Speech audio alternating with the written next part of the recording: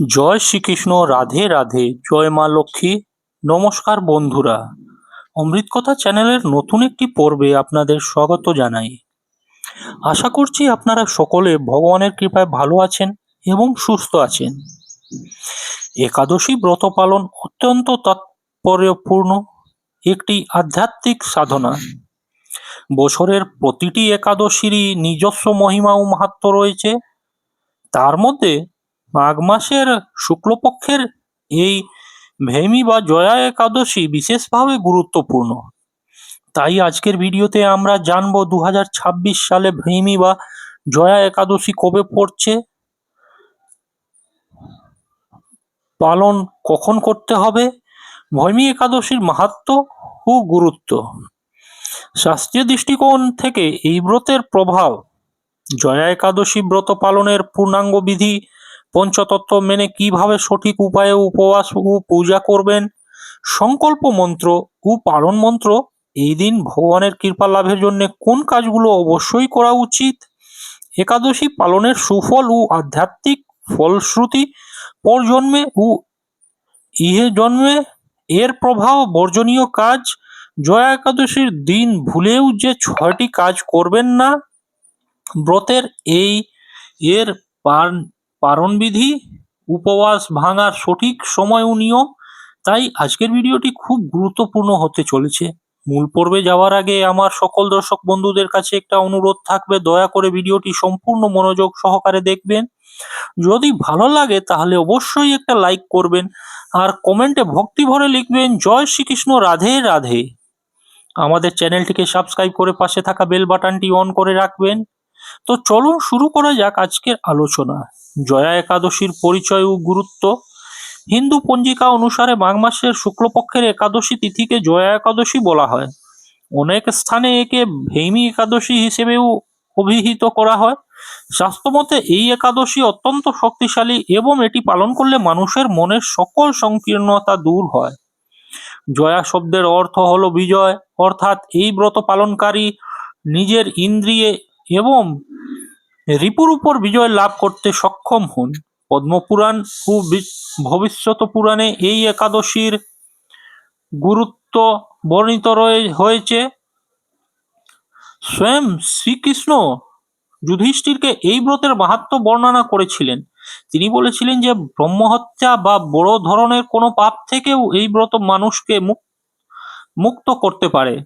এমনকি যারা দুর্ভাগ্যবশত পিশাচজনী বা নিচু স্তরে জন্ম পতিত হয়েছে, তারাও এই ব্রত পালনের মাধ্যমে মুক্তি লাভ করতে পারে। ভৈমী বা জয়া একাদশী পালন করবেন যেভাবে, যে কোনো ব্রত বা উপবাসের পূর্ণ ফল পেতে হলে তার সঠিক নিয়ম মেনে করা প্রয়োজন। জয়া একাদশী পালনের নিয়মগুলো নিচে বিস্তারিতভাবে দেওয়া হলো। 1. দশমী দিনের প্রস্তুতি। একাদশীর আগের দিন অর্থাৎ দশমীতে সংযম পালন করতে হয়। সূর্যাস্তের আগে সাত্ত্বিক আহার গ্রহণ করে রাত থেকেই মানসিকভাবে ব্রতের জন্য প্রস্তুত হতে হয়। 2. ব্রহ্ম মুহূর্তে স্নান ও সংকল্প। একাদশীর দিন ভোরে সূর্যোদয়ের আগে ঘুম থেকে উঠে স্নান সেরে শুদ্ধ বস্ত্র পরিধান করতে হবে।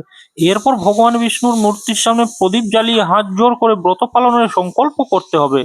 3. পূজা ও অর্ঘ্য নিবেদন। ভগবান বিষ্ণুকে হলুদ, ফুল, তুলসী পাতা, ধূপ ও প্রদীপ দিয়ে পূজা করুন। জয়া একাদশীতে ভগবান জনার্দনের আরাধনা করা হয়। এ সময় ওম নমো ভগবতে বাসুদেবায় মন্ত্রটি জপ করা অত্যন্ত ফলদায়ক। উপবাসের নিয়ম। সামর্থ্য থাকলে নির্জলা উপবাস পালন করা শ্রেষ্ঠ, তবে শারীরিক অসুস্থতা থাকলে বা সম্ভব না হলে ফলমূল, জল বা দুধ পান করে অনুকল্প উপবাস করা যায়। মনে রাখবেন, একাদশীর দিন অন্ন, ডাল, তেল বা শস্য জাতীয় খাবার সম্পূর্ণ নিষিদ্ধ।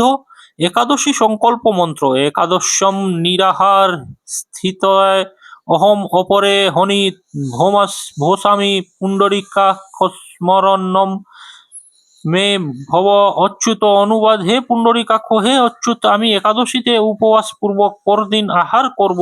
আপনি যদিও শরণ স্থান হন। একাদশী পারণ মন্ত্র। একাদশ্যাম নিরাহারাহা ব্রতে নানে বা কেশবা প্রসিদ সম্মুখ শিক্ষা জ্ঞান দৃষ্টি প্রদ্যাভায় অনুবাদ হে কেশব, আমি আপনার কৃপার দৃষ্টিতে নিরাহার ভাবে একাদশী ব্রত পালন করছি। কৃপাপূর্বক আমার উপর আপনার করুণাময় জ্ঞান ও দৃষ্টি প্রদান করুন। জয়া একাদশী পালন করলে কি হয় মাহাত্ম্য? জয়া একাদশী পালন করলে সাধক কেবল জাগতিক সুখ নয়, বরং পারমার্থিক মুক্তিও লাভ করে। এর প্রধান সুফলগুলি হলো পিশাচযোনি থেকে মুক্তি। পৌরাণিক কাহিনীতে আছে গন্ধর্ব মাল্যবান ও অপ্সরা পুঞ্জিকস্থলা অভিশাপের কারণে পিশাচযোনি প্রাপ্ত হয়েছিলেন। তারা এই জয়া একাদশীর দিন না জেনেও উপবাস ও রাত্রি জাগরণ করায় ভগবান বিষ্ণুর কৃপায় নিজেদের দিব্য দেহ ফিরে পান এবং বৈকুণ্ঠে স্থান লাভ করেন। পাপ নাশ শাস্ত্র অনুযায়ী এই ব্রত পালন করলে 1000 বছরের উপবাস তপস্যার সমান ফল পাওয়া যায়। মানুষ জ্ঞাতসারে বা অজ্ঞাতসারে যে সমস্ত পাপ করে থাকে তার থেকে নিষ্কৃতি পায়। মনোরথ পূর্ণ হওয়া। যারা নিষ্ঠা ভরে এই ব্রত পালন করেন তাদের সাংসারিক জীবনের দুঃখ কষ্ট দূর হয় এবং সংসারে সুখ শান্তি বজায় থাকে। জয়া একাদশী পালনের দিন ভুলেও করবেন না এই 6টি কাজ। একাদশী ব্রত শুধু খাবার না খেয়ে থাকার নাম নয়, এটি আচরণেরও শুদ্ধতা দাবি করে। জয়া একাদশীর দিন নিচের 6টি কাজ কঠোরভাবে বর্জন করা উচিত। 1. চাল বা অন্য জাতীয় খাবার গ্রহণ। শাস্ত্রমতে একাদশীর দিন অন্ন বা শস্যে পাপ পুরুষে অবস্থান করেন, তাই এই দিন ভাত রুটি বা ডাল জাতীয় খাবার খেলে ব্রত ভঙ্গ হয় এবং মহাপাপের ভাগী হতে হয়। 2. পরনিন্দা ও মিথ্যা ভাষণ। একাদশী হলো পবিত্র দিন। এদিন কারো গীবত করা, পরনিন্দা করা বা মিথ্যা কথা বলা ব্রতের আধ্যাত্মিক ফল নষ্ট করে দেয়। জিহ্বাকে কেবল ভগবানের নাম জাপে ব্যবহার করা উচিত। 3. ক্রোধ ও বিবাদ। ক্রোধ মানুষের বিবেকের নাশ করে। একাদশীর দিন কোনো ধরনের ঝগড়া বা তর্কে লিপ্ত না হওয়া উচিত। মনকে শান্ত রেখে ক্ষমাশীল হওয়া প্রয়োজন। 4. আসরিক প্রবৃত্তি ও নেশা। ধূমপান, মদ্যপান বা যে কোনো ধরনের নেশা জাতীয় দ্রব্য থেকে নিজেকে দূরে রাখতে হবে। এছাড়া আমিষ গ্রহণ করা এই পবিত্র দিনে মহাপাপের সমান। 5. গাছপালা ও পাতা ছেঁড়া। একাদশীর দিন অকারণে গাছের পাতা ছেঁড়া বা ফুল তোলা নিষিদ্ধ। বিশেষ করে তুলসী পাতা একাদশীর দিনে ছিঁড়তে নেই। পূজার জন্য আগের দিন তুলে রাখতে হয়। 6 দিনের বেলা ঘুমানো। শাস্ত্রে বলা হয়েছে একাদশীর দিনে দিবানিদ্রা ব্রতের পুণ্য কমিয়ে দেয়। এদিন দিবানিদ্রা বর্জন করে ভগবানের আরাধনায় ও শাস্ত্র পাঠে সময় অতিবাহিত করা উচিত। জয়া একাদশী বা ভৈমী একাদশী কেবল একটি উপবাসের দিন নয়, এটি পরমেশ্বর ভগবান শ্রী বিষ্ণুর সান্নিধ্য লাভের একটি মহিমান্বিত সুযোগ। শাস্ত্রমতে এই তিথিতে করা সামান্য ভক্তি ভরে কাজও শতগুণ ফল দান করে। জয়া একাদশীর পূর্ণতিথিতে ভগবানের বিশেষ কৃপা এবং আশীর্বাদ প্রাপ্তির জন্য নিচে বর্ণিত 5টি কাজ অত্যন্ত গুরুত্বের সাথে পালন করা উচিত। নিম্নে এই কাজগুলো সম্পর্কে বিস্তারিত আলোচনা করা হলো। জয়া একাদশীর দিন ভগবানের কৃপা লাভের 5টি বিশেষ কাজ। 1. শ্রী বিষ্ণু সহস্রনাম ও হরে কৃষ্ণ মহামন্ত্র জপ। জয়া একাদশীর দিন ভগবানের নাম জপ করা হলো কৃপা লাভের সর্বশ্রেষ্ঠ উপায়।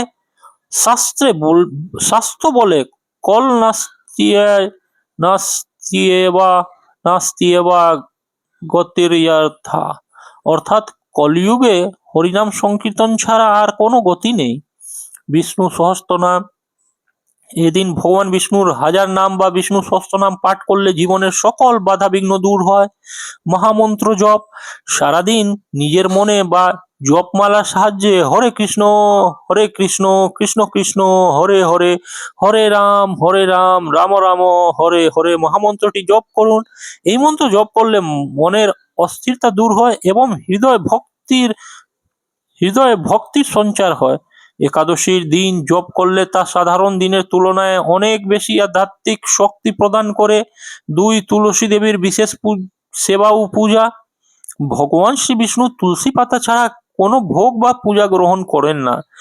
জয়া একাদশী দিন তুলসী দেবীর সেবা করা মানে সরাসরি ভগবানের কৃপা লাভ করা। তুলসীতলায় প্রদীপ, সন্ধ্যায় তুলসীতলায় ঘৃতের প্রদীপ বা ঘিয়ের প্রদীপ প্রজ্বলন করুন। প্রদীপ দেখিয়ে তুলসী দেবীকে ভক্তি করে প্রণাম জানান এবং 7 বার প্রদক্ষিণা করুন।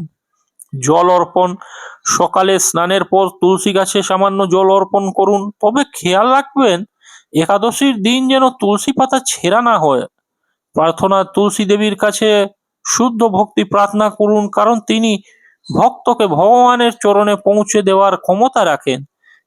শ্রীমদ্ ভগবত গীতা পাঠ ও ভাগবত পাঠ। একাদশী হলো শাস্ত্রীয় জ্ঞান অর্জনের দিন। এই দিন জাগতিক আড্ডা বা অনর্থক কথাবার্তায় সময় নষ্ট না করে ভগবানের বাণী পাঠ করা উচিত। গীতা পাঠ, শ্রীমদ্ ভগবত গীতার অন্তত একটি অধ্যায় হলেও পাঠ করুন। বিশেষ করে 15তম অধ্যায় বা পুরুষোত্তম যোগ পাঠ করা একাদশীর দিনে অত্যন্ত ফলদায়ক বলে মনে করা হয়। লীলা শ্রবণ, জয়া একাদশীর মাহাত্ম্য কাহিনী এবং মাল্যবান পুষ্পবতীর উদ্ধার হওয়ার কাহিনীটি পাঠ করুন বা আপনাদের শোনান। ভগবানের লীলা কথা শ্রবণ করলে মনের কলুষতা দূর হয় এবং পিশাচযোনির নিম্ন গতি থেকে মুক্তি পাওয়া যায়। 4 প্রদীপ দান ও আরতি। একাদশীর পবিত্র লগ্নে মন্দির বা নিজের গৃহের দেবালয়ে প্রদীপ দান করা একটি গুরুত্বপূর্ণ আচার। অগ্নিতত্ত্ব শুদ্ধির প্রতীক, তাই প্রদীপ প্রজ্বলন করা অজ্ঞানতার অন্ধকার দূর করার প্রতীক হিসেবে দেখা হয়। আরতি দর্শন সম্ভব হলে সন্ধ্যার সময় মন্দিরে ভগবানের আরতি দর্শন করুন এবং ধূপ দ্বীপ দিয়ে আরতি সম্পন্ন করুন। ঘিয়ের প্রদীপ, শাস্ত্রমতে তিল, তেল বা গরুর ঘি দিয়ে প্রদীপ জ্বালানো শ্রেষ্ঠ। এই আলো কেবল গৃহকেই নয়, আপনার অন্তরাত্মাকেও আলোকিত করবে। জয়া একাদশীর দিন যারা প্রদীপ দান করেন তাদের জীবনে কখনো অন্ধকার ছায়া স্পর্শ করতে পারে না। 5 অভাবী ও সাধু বৈষ্ণবদের সেবা। শ্রীকৃষ্ণ গীতায় বলেছেন যে তার ভক্তদের সেবা করা মানেই তাকে সেবা করা। একাদশীর দিন অহংকার ত্যাগ করে পরোপকারে নিয়োজিত হওয়া উচিত। দান কার্য। একাদশীর দিন ক্ষুধার্ত মানুষকে অন্নদান, বিশেষ করে দ্বাদশীর দিন অন্নদান এবং একাদশীর দিন ফলমূল বা অন্যান্য সামগ্রী দান করা অত্যন্ত পুণ্যের কাজ। এছাড়া গৌসেবা বা গরুকে ঘাস খাওয়ানো এদিন অত্যন্ত শুভ। সাধু সেবা। কোনো তপনিষ্ঠ ব্যক্তি বা সাধু বৈষ্ণবকে ভক্তি ভরে প্রণাম জানানো এবং তার কাছ থেকে কৃষ্ণ কথা শ্রবণ করা কৃপালাভের অন্যতম সংক্ষিপ্ত পথ। মনে রাখবেন জীবের মধ্যে শিবের অবস্থান, তাই মানুষের সেবা করলে ভগবান অত্যন্ত সন্তুষ্ট হন। উপরোক্ত কাজগুলোর আধ্যাত্মিক প্রভাব। এই 5টি কাজ কেবল আচার অনুষ্ঠান নয়, এগুলি আমাদের অহংবোধকে চূর্ণ করে ভগবানের চরণে আত্মসমর্পণে সাহায্য করে। জয়া একাদশীর দিন এই কাজগুলো নিষ্ঠার সাথে করলে পরিবারের পূর্বপুরুষেরা তৃপ্ত হন এবং তাদের আশীর্বাদ পাওয়া যায়। জন্ম জন্মান্তরের পাপের বোঝা লাঘব হয়। ভক্তের অন্তরে দৈব গুণের বিকাশ ঘটে এবং শান্তি প্রতিষ্ঠিত হয়। ভৈমী ও জয়া একাদশী মাহাত্ম্য। মাঘী শুক্ল পক্ষিয়া জয়া একাদশী ব্রত মাহাত্ম্য ভবিষ্যতের পুরাণে যুধিষ্ঠির শ্রীকৃষ্ণ সংবাদ রূপে বর্ণিত আছে। গরুড় পুরাণে মাঘ মাসের শুক্লপক্ষীয় একাদশী তিথিকে ভৈমী একাদশী নামে অভিহিত করা হয়েছে। পদ্মপুরাণ অনুসারে জ্যৈষ্ঠ মাসের শুক্লপক্ষীয়া একাদশীর নামই পাণ্ডবা নির্জলা বা ভৈমেশ্রেণী ভৈমী একাদশী। যুধিষ্ঠির বললেন, হে মহারাজ, মাঘ মাসের শুক্লপক্ষের একাদশী জয়া নামে প্রসিদ্ধ। এই তিথি সর্বপাপ বিনাশিনী, সর্বশ্রেষ্ঠা, পবিত্রতা, সর্বকাম ও মুক্তি প্রদায়িনী। এই ব্রতের ফলে মানুষ কখনো প্রেত প্রাপ্তি হয় না। এই একাদশীর নিম্নরূপ উপাখ্যান শোনা যায়। এক সময় স্বর্গলোকে ইন্দ্র রাজত্ব করছিলেন। সেখানে অন্য দেবতারাও বেশ সুখেই ছিলেন। তারা পারিজাত পুষ্পশোভিত নন্দনকাননে অপ্সরাদের সাথে বিহার করতেন। একদিন 50 কোটি অপ্সরা নায়ক দেবরাজ ইন্দ্র স্বেচ্ছায় আনন্দ ভরে তাদের নৃত্য করতে বললেন। নৃত্যের সাথে গন্ধর্বগণ গান করতে লাগলেন। পুষ্পদত্ত চিত্রসেনের পত্নীর নাম মালিনী, পুষ্পবন্তী নামে তাদের এক কন্যা ছিল। পুষ্পদত্তের পুত্রের নাম মাল্যবান। এই মাল্যবান পুষ্পবন্তীর রূপে মুগ্ধ হয়েছিলেন। পুষ্পবন্তী পুনঃ পুনঃ কটাক্ষ দ্বারা মাল্যবানকে বশীভূত করেছিল।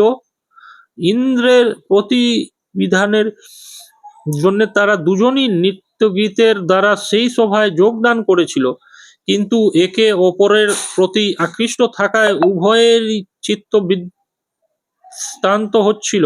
সেখানে তারা পরস্পর কেবল দৃষ্টিবদ্ধ অবস্থায় দাঁড়িয়ে থাকলো। ফলে গানের ক্রম বিপ্রয়ে ঘটল। তাদের এইরকম তালমান ভঙ্গভাব দেখে তারা যে পরস্পর কামাসক্ত হয়েছে দেবরাজ ইন্দ্র তা বুঝতে পারলেন।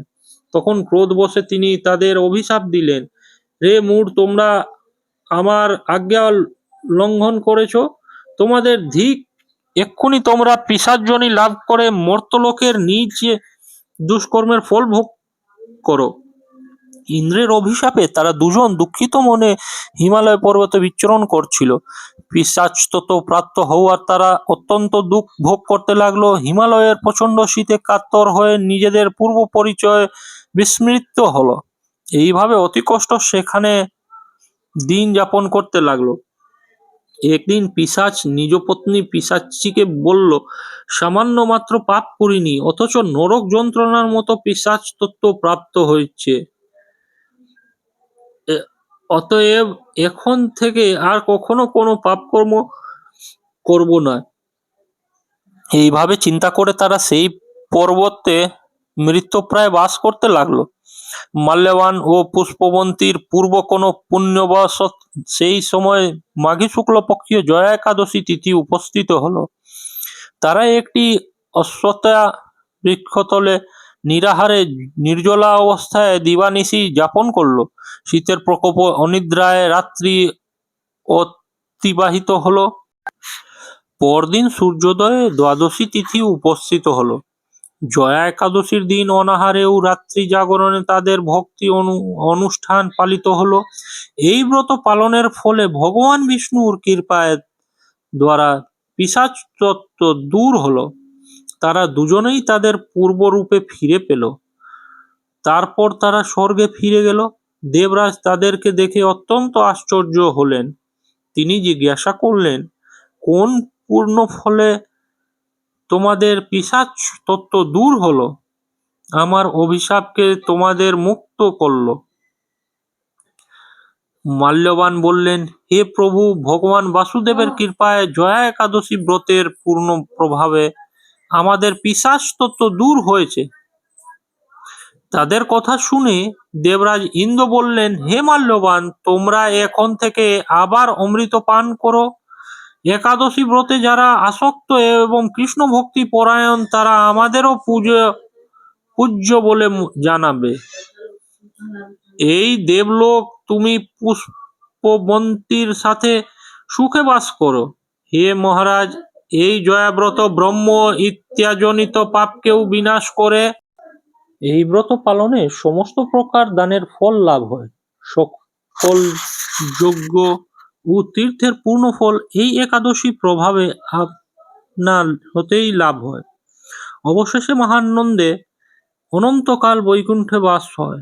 এই জয়া একাদশী ব্রত কথা পাঠ ও শ্রবণ অগ্নিষ্ঠম যজ্ঞের ফল পাওয়া যায়। ব্রত পালনের কিছু অতিরিক্ত সতর্কতা ও পরামর্শ। তুলসী আরতি একাদশীর দিন সন্ধ্যাবেলায় তুলসী তলায় প্রদীপ প্রজ্বলন এবং প্রদক্ষিণা করা অত্যন্ত শুভ। জপ ও সংকীর্তন যতটা সম্ভব হরে কৃষ্ণ মহামন্ত্র বা বিষ্ণু সহস্রনাম জপ করা উচিত। দান ধ্যান ব্রতের পরের দিন অর্থাৎ দ্বাদশীর সকালে ব্রাহ্মণ বা দুঃখী মানুষকে সাধ্যমতো অন্ন, বস্ত্র বা অর্থ দান করলে ব্রতের পূর্ণ ফল লাভ করা যায়।